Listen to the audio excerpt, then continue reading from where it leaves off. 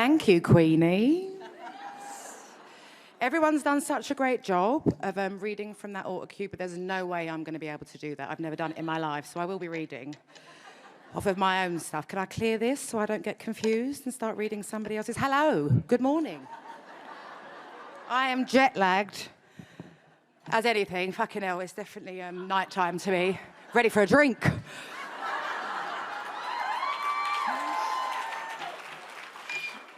I wasn't entirely sure what to expect from this event tonight. The scholarship had me in floods of tears. Girls, congratulations. Absolutely beautiful to watch you. My boyfriend Rich was cussing me out because I cry at anything, but obviously that's absolutely worth it for everything that you guys were saying and doing, so congratulations. Kerry, you know I love you. Woo! Also finally got to meet Dua Lipa. Bit starstruck, absolutely love her, another Londoner. And I'm just going to listen, disclaimer, I'm not really a motivational words kind of gal. I'm just going to be upfront about it straight away. I'm also not really a speeches kind of gal. They're really not my fucking forte, I can't lie. When I'm nervous, I swear, forgive me, I'm British, what can I say? I've never prepared one of these in my life. I do, of course, though, as quite a few people in the room know, I have the gift of the gab. I can absolutely talk for hours and eat your ear off, but when I talk for hours, it's about nothing. Really. So writing this has become, or not become, it's been quite a challenge. I can't really lie. And suddenly it dawned on me last night, I flew in from London last night, and it dawned on me when I was writing this that there is no way, I'm not saying at this event, but there is no way that all these big, long speeches that we're always hearing from people cannot be writing those themselves. It's impossible. It's such a hard task. I'm convinced that I could have hired someone to write this. But it's too late now. You're going to have to listen to what I've got. So easy peasy first. Obviously, thank you so much to the Hollywood Reporter. It's an absolute honor to be here today in full fucking glam at 8 a.m. on a Thursday morning.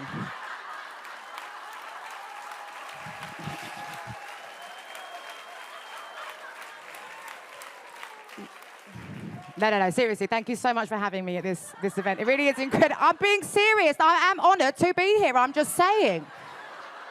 It's listed as a brunch. This is breakfast. And like I said earlier, congratulations to the scholarship winners and the mentor program. That's incredible, to the other honorees tonight. And of course, the reason I'm here, to Sherrry Lansing. What a don. Not really sure where to begin, Sherry. I mean, I guess this award, is pretty self-explanatory, I suppose. I'm not quite, it's hard with this microphone, isn't it, Dua? We're very, very tall, we're supermodels. Well, you are, I'm not, but anyway. But having a whole award named after yourself and your legacy is quite a flex. So, it is. But I'm going to get serious for 1 second. Shitting myself. Sherry, you are the epitome, absolute epitome of what it is to open doors, and more importantly, to leave them open.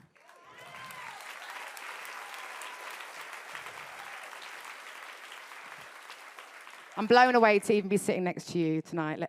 See, I told you this morning. Let alone receiving your award. So thank you for everything you've done and, of course, everything that you continue to do. Thank you so much. Yeah, give her another round of applause.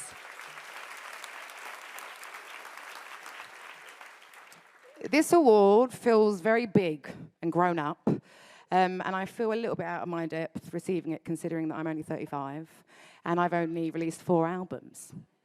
It feels like I only really kind of just arrived. That's at least how I feel. But upon writing this speech and like reflecting a little bit and trying to work out what to say, I realized it's actually been 17 years that I've been a signed artist, which is kind of crazy.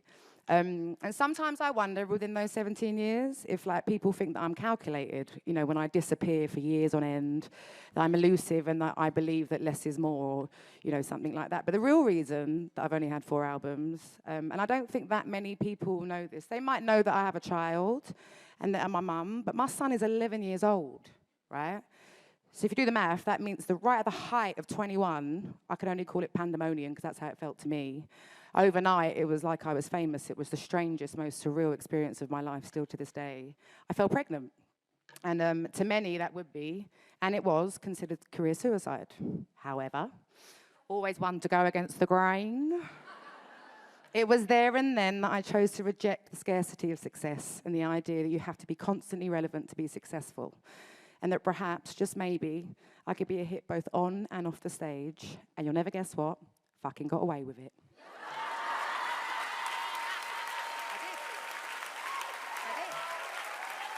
And why?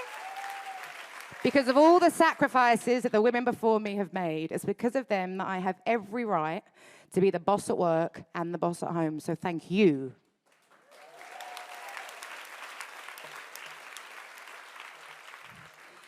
Now, when it comes to how I might be here accepting this award, I'm not particularly sure. I'm not entirely sure. But I can't help but think, and that's not me being self-deprecating or humble or anything. Like, I was genuinely quite shocked. But I can't help but think, because it's much to do with my character as it does my talent. Like, talent can't dictate how you move. Talent can't decide how you treat people. It doesn't have a moral compass. Talent cannot read a room. You can be the most talented person on the planet and only make bad decisions. And to be honest, talent is kind of like, it's random, you know? It's like, you might have it, but what does it mean? But character, well, character is observed, it is witnessed, character is taught, and it's passed down. My character, as I'm sure you can tell just from like the last minute I've been on stage, has a roughness and a toughness to it. I trust no one, and yet I'm completely fearless. And I 100% got it from the women who raised me. As a child, you're a sponge. You learn what you're shown. My mother, my aunties, my grandmothers, they were all strong, loud, boisterous, loyal, and cutthroat women, like me. Always ready to jump for you kind of women, chaotic but focused, soft in the middle but solid on the outside, like me. They are a force to be reckoned with and, quite frankly, terrifying at times, like me. But that was because they had to be. They had to learn the hard way what it is to be a woman, and so in turn they hardened. Their character was their armor, but thanks to them, my character is my skin. As a child, you're a sponge, you learn what you're shown. My teachers, my school teachers. My God, I had some of the most amazing teachers who gave me my love of literature, of words, of poems and rhymes, stories and writing. They were far too qualified to be teaching at a school like mine and could easily have made double the money at private schools. But they stayed with us to give us a chance, and that taught me loyalty. These are my leaders, and I'm eternally grateful to them all for making me who I am today.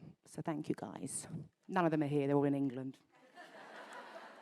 All right, so my manager, right, this is where the lines get a bit blurry for me. Am I allowed to talk about a man, like having a really positive impact on me at an event for women? You never know. You know what, just to be safe, let me thank his mum first, Jill Dickens. Thank you for giving birth to Jonathan. Woo! Jonathan, I'm not gonna cry, you might though. And this might be controversial in the room because I'm about to big this man the fuck up, okay? I've never done it before in my life, really. He thinks I hate him. No one has ever believed in me the way that you have. From day one, when I was a teenager, or maybe I might get a bit emotional, actually, you had me in every room and every meeting. If I didn't understand something, you'd go over and over it with me like a kid doing maths in the kitchen with an irritated parent. You've never tried to change me, never told me to pipe down or be small, never told me to lose weight or gain weight, never told me to hurry up or rush an album, and you were the happiest for me when I told you I was pregnant. Not only have you helped me become a top-tier artist, Jonathan, but you've helped me become a top-tier person, which in the end is all that actually matters. I know, give him a big clap.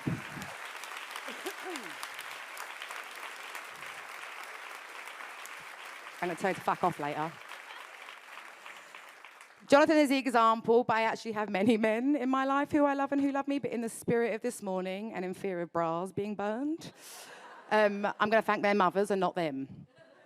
So along with Jill, I would like to thank Minerva Martin, Rosemary Konecki and Rosalind Russell, to name a few. Thank you to them for raising good men who do not think that a woman's power diminishes their own. That's a fucking vibe.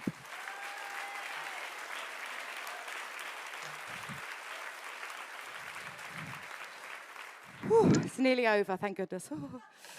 And so I stand here today. Rose is crying her eyes out, my other manager. You're all right. I love you too. I do. And so I stand here today as a testament to all of you, all of the women before me and beside me who broke down doors and left them open for us. I don't have stories of how my path to success was hard, because it wasn't. And I know that's rare, and I know I'm lucky. Whew. But that's because of you.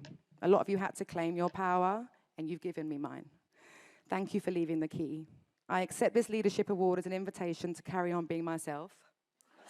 It's got me quite far. But also as a reminder that I'm following you. I'm following you, and that every single person has the right to be the boss at work and the boss at home. And like I said at the top, even though it's morning, it only feels right to say goodnight. So thank you very much.